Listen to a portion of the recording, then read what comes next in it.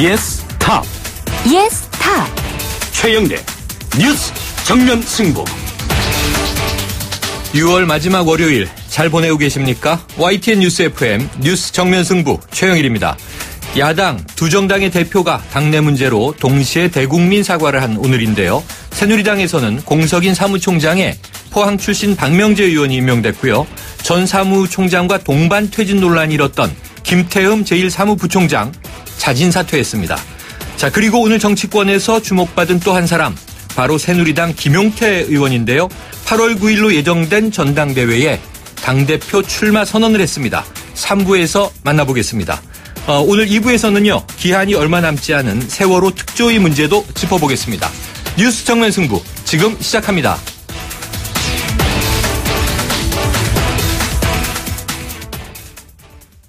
네, 이 도덕성을 무기로 하는 야당 요즘 공경에 처해 있는데요. 오늘 두 야당 대표들이 소속 국회의원들의 도덕성 문제로 동시에 고개를 숙여 사과해야 했습니다. YTN 추은호 해설위원과 함께 짚어보겠습니다. 안녕하세요. 예, 안녕하십니까. 네, 공교롭게도 두 야당 대표가 같은 날 국민들에게 사과를 했군요. 그렇습니다. 20대 국회 여소야대 국회 들어서 야당들이 어떻게 보면 지금 기세가 올라 있지 않았습니까? 그랬었죠. 그것이 지금 소속 의원들의 도덕성 문제 때문에 특히 야당 운동권 출신 진보 세력의 도덕성이 야당의 가장 큰 무기 아닙니까? 네. 그런데 그것이 지금 흠집이 났기 때문에 야당이 참 곤란한 상황에 처해 있는데 어떻게 보면은 최소한의 국민 상식선에 맞는 수준의 도덕 그리고 국회의원들의 그 국민 상식선의 품행과 인성을 요구하는 것이지 뭐 대단하게 고고한 뭐 인품을 요구하는 건 아니지 않습니까? 네네. 그러다 보니까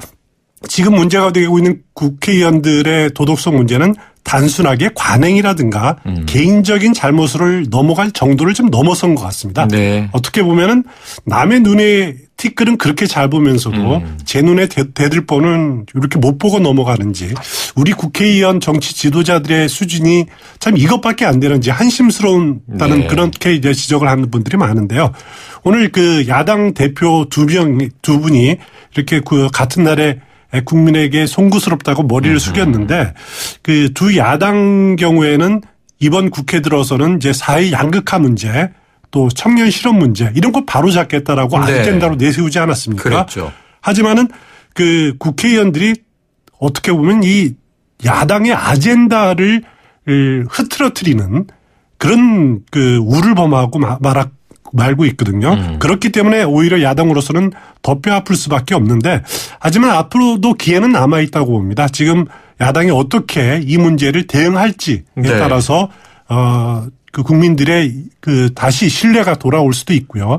그래서 야당 대표들은 오늘 둘 다 단호하게 대처하겠다. 이런 입장을 밝혔습니다. 네, 이제는 뭐 국민들이 그냥 좌시하지 않는 시대가 됐으니까요. 먼저 국민의당부터 보죠. 안철수 대표가 이 홍보비 의혹 문제가 불거진 이후에 벌써 이게 세 번째 사과이지 않습니까? 세 번째 사과죠. 근데 돌이켜보면 좀 지나치게 안일하게 대응한 것 아니냐 이런 시각이 많던데 어떻게 그렇습니다. 보세요? 국민의당 안철수 대표 오늘 박선숙 의원이 검찰에 출두하면서 또다시 사과를 했죠.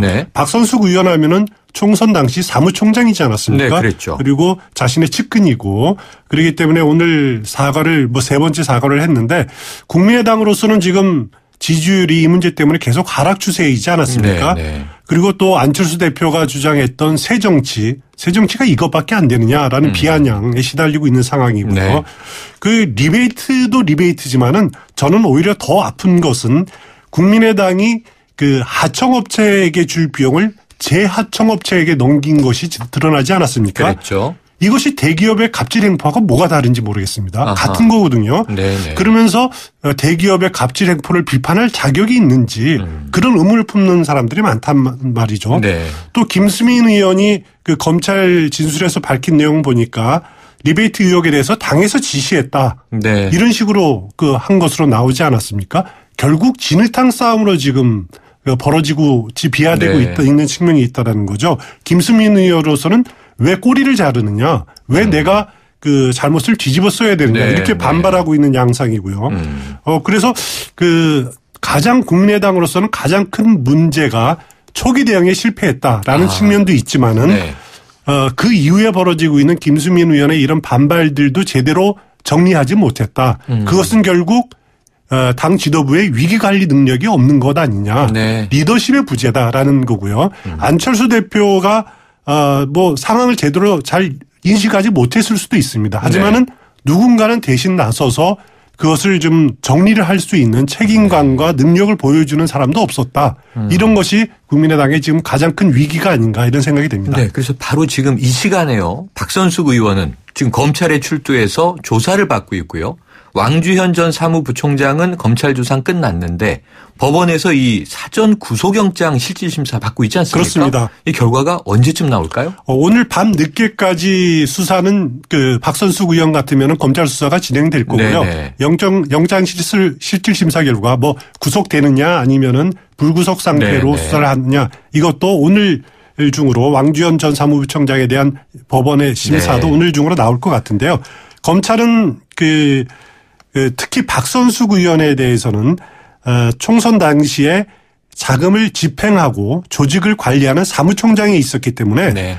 이미 왕주현 전 사무부총장하고 충분히 사전에 이야기가 있었을 거다 이렇게 네. 보고 있는 것 같습니다.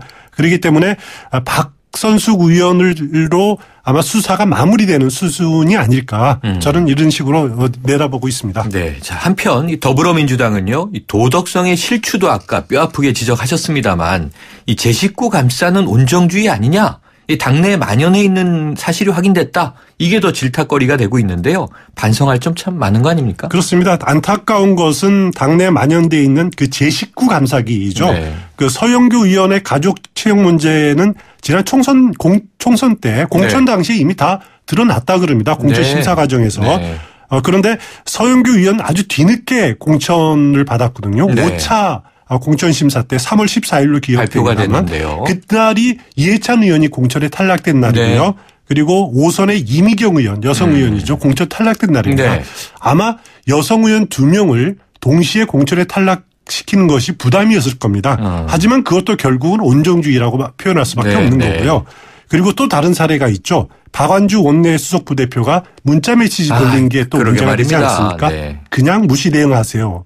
그런데 안타까운 건 두 분 다 운동권 출신입니다. 네. 그리고 서영교 의원 경우에는 이화여대 총학생장 출신이고 네. 박완주 의원 경우에는 성균관대 총학생회 그 부회장 출신이죠. 그 정치권에 진입한 운동권 출신 앞서 말씀드렸지만은 엄청나게 높은 도덕성을 요구하는 것은 아니고 네. 국민 상식 수준에 맞는 그런 도덕성만이라도 좀 가지고 있었으면 좋겠습니다. 네, 이번 주에 뭐 당무감사 결과 발표하겠다고 했으니까 과연 이것도 딜레마예요. 중징계를 하면 공천 때 왜 못 걸렀느냐 이 얘기고요. 그렇습니다. 또 경징계를 받으면 또 제 식구 감싸기다 이런 비난에 맞닥뜨릴 텐데 지켜봐야겠고요. 결국 이 국회의원 특권 내리기 문제인데 20대 국회에선 좀 입법이 이어지겠습니까?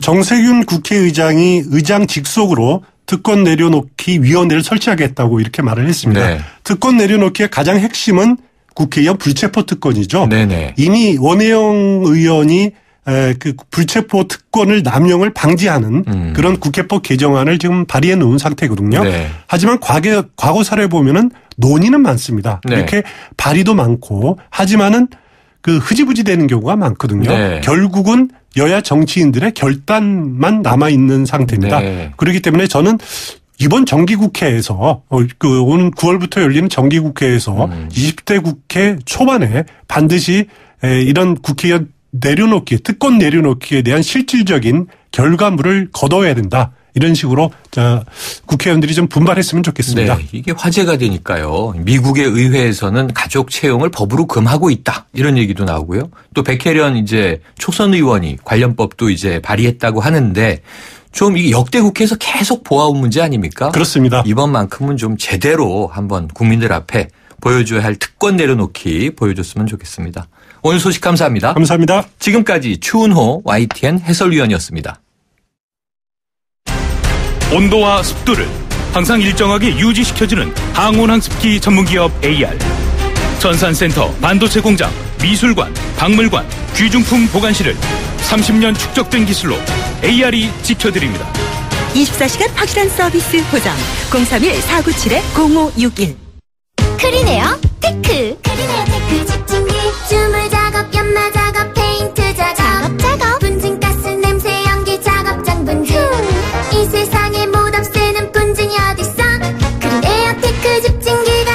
줍니다. 예! 크리네어 테크. 크리네어 테크 집중기. 네, 1부는 여기까지고요. 2부로 돌아오겠습니다.